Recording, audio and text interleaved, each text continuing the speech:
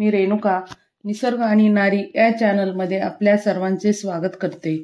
कुंभमेळा हा एका सणापेक्षा जास्त आहे।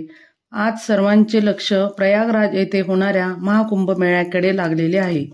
हिंदू धर्मातील सर्वात आदरणीय धार्मिक कार्यक्रमांपैकी एक असलेल्या महाकुंभमेळ्यासाठी उत्तर प्रदेशातील प्रयागराज येथे जगभरातून लाखो भक्त जमतील।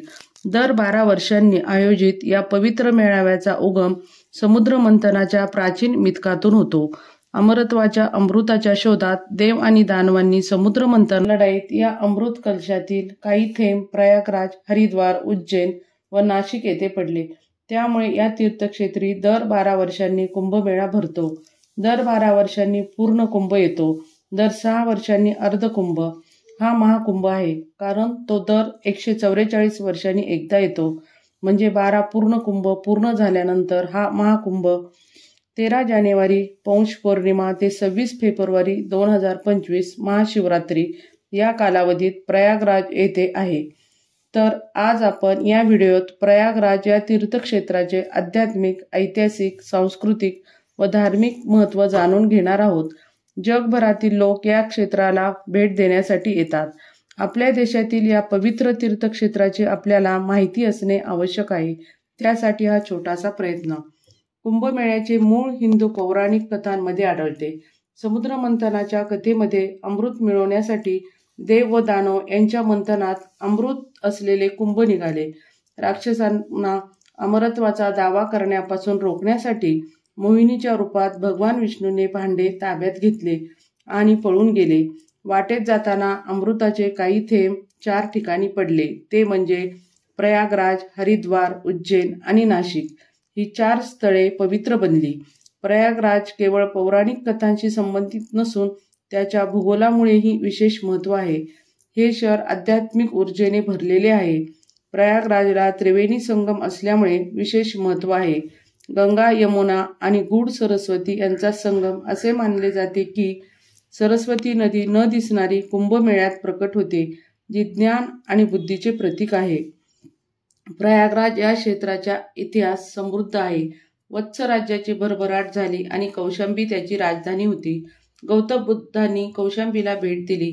मौर्य काळात सम्राट अशोकाने त्याला एक प्रांतीय केंद्र बनवले, ज्यावर त्याच्या प्रचंड स्तंभांनी चिन्हांकित केले। सुंग, कुशाण आणि गुप्तासारख्या शासकांनीही या प्रदेशात कलाकृती आणि शिलालेख सोडले। 7व्या शतकात चीनी प्रवासी ह्युन सांगने प्रयागराजचे वर्णन मूर्तिपूजकाचे महान शहर असे केले आहे, जे त्याच्या मजबूत ब्राह्मणी परंपराचे प्रतिबिंब आहे। शेरशाहच्या नेतृत्वात याचे महत्त्व वाढले, ज्याने या भागातून ग्रँड ट्रंक रोड बांधला। 16व्या शतकात अकबराने आधुनिक सुसंगतीसाठी स्टेज सेट करून एक तटबंदी, शाही केंद्र आणि प्रमुख तीर्थक्षेत्र बनवले। त्रिवेणी संगमाला भेट देणारे यात्रेकरू प्रयागराजमधील अनेक पूजनीय मंदिरे देखील शोधतात।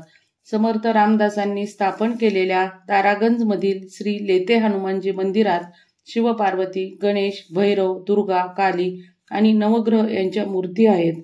जवळच श्री राम जानकी आणि हरित माधव मंदिरे आध्यात्मिक वातावरणात भर घालतात। श्री आलोपशंकरी देवीला समर्पित असलेले आलोपशंकरी मंदिर आणि नागदेवतेचा सन्मान करणारे नागवासुकी मंदिर देखील लोकप्रिय आहेत। शंकर विमान मंडप 130 फूट उंच दक्षिण भारतीय शैलीतील मंदिर, आदि शंकराचार्य, कामाक्षी देवी आणि तिरुपती बालाजी यांच्या मूर्ती आहेत। प्रयागराजच्या 12 माधव मंदिरांपैकी सर्वात महत्त्वाचे असलेले श्री वेणी माधव मंदिर प्रयाग यात्रा पूर्ण करण्यासाठी आवश्यक आहे। अक्षयवट वृक्ष आणि पातालपुरी मंदिराला पौराणिक महत्त्व आहे। अक्षयवट हे हिंदू ग्रंथामध्ये उल्लेखित पवित्र अंजिराचे झाड आहे। इतर उल्लेखनीय मंदिरांमध्ये मनकामेश्वर मंदिर, दशाश्वमेध मंदिर आणि तक्षकेश्वर मंदिर यांचा समावेश होतो। रामघाटावरील गंगा आरती हा नदी देवीचा सन्मान करणारा मनमोहक सोहळा आहे, जो दररोज मंत्रोच्चार, दिवे आणि भक्तीने केला जातो, जो निसर्गाच्या 5 घटकांचे प्रतीक आहे। कुंभमेळा हा आध्यात्मिक संमेलनापेक्षा अधिक आहे। हे संस्कृती, परंपरा आणि भाषा यांचे दोलायमान मिश्रण आहे, जे एक मिनी इंडिया दर्शविते, जेथे लाखो लोक औपचारिक आमंत्रणाशिवाय एकत्र येतात। हा कार्यक्रम तपस्वी, साधू, कल्पवासी आणि विविध पार्श्वभूमीतील साधकांना घेऊन येतो. भक्ती, तपस्वी आणि एकात्मतेला मूर्त रूप देतो. कुंभमेळा हा जगातील सर्वात मोठा शांततामय मेळावा आहे, ज्यामध्ये लाखो यात्रेकरू पवित्र नद्यांमध्ये स्नानासाठी येतात. हे स्नान आध्यात्मिक शुद्धीकरण आणि नूतनीकरणाचे प्रतीक आहे. पद्मपुराणानुसार कुंभमेळ्याच्या दिव्य संगमाच्या वेळी प्रयागराजमध्ये स्नान करणाऱ्या भाविकांना जन्ममृत्यूच्या बंधनातून मुक्ती मिळते. म्हणून या पवित्र ठिकाणी जाऊन स्नान, दर्शन आणि दान केल्याने भाविकांना पुण्यलाभ होतो. प्रयागराजमध्ये गुरु वृषभ राशीत आणि सूर्य मकर राशीत असल्याने माघ महिन्यातील अमावस्येच्या दिवशी चंद्राचा मकर राशीत प्रवेश हा अत्यंत दुर्मिळ योगायोग निर्माण करतो. हे शाही स्नान 13 जानेवारी पौष पौर्णिमा, 14 जानेवारी मकर संक्रांती, 29 जानेवारी मौनी अमावस्या, 3 फेब्रुवारी वसंत पंचमी, 12 फेब्रुवारी माघ पौर्णिमा आणि 26 फेब्रुवारी महाशिवरात्री निमित्त होणार आहे. हा महाकुंभमेळा एक महत्त्वाचा कार्यक्रम ठरेल, जो नाविन्यपूर्ण प्रगती स्वीकारताना मागील आवृत्त्यांच्या यशावर आधारित असेल. अत्याधुनिक सुविधांसह प्रयागराजची समृद्ध ऐतिहासिक, सांस्कृतिक आणि आध्यात्मिक रचना भक्तांना श्रद्धा, एकता आणि भक्तीचा अतुलनीय अनुभव देईल. कार्यक्रमाचे सूक्ष्म नियोजन आणि परंपरेसह आधुनिक तंत्रज्ञानाचे एकत्रीकरण कुंभमेळ्याला नवीन उंचीवर नेईल. संगमावर पुन्हा एकदा लाखो लोक एकत्र येत असताना 2025चा महाकुंभमेळा भारताच्या चिरस्थायी आध्यात्मिक वारशाचे आणि विविधता आणि सुसंवाद साजरे करण्याच्या त्याच्या वचनबद्धतेचे शक्तिशाली प्रतीक बनून राहील.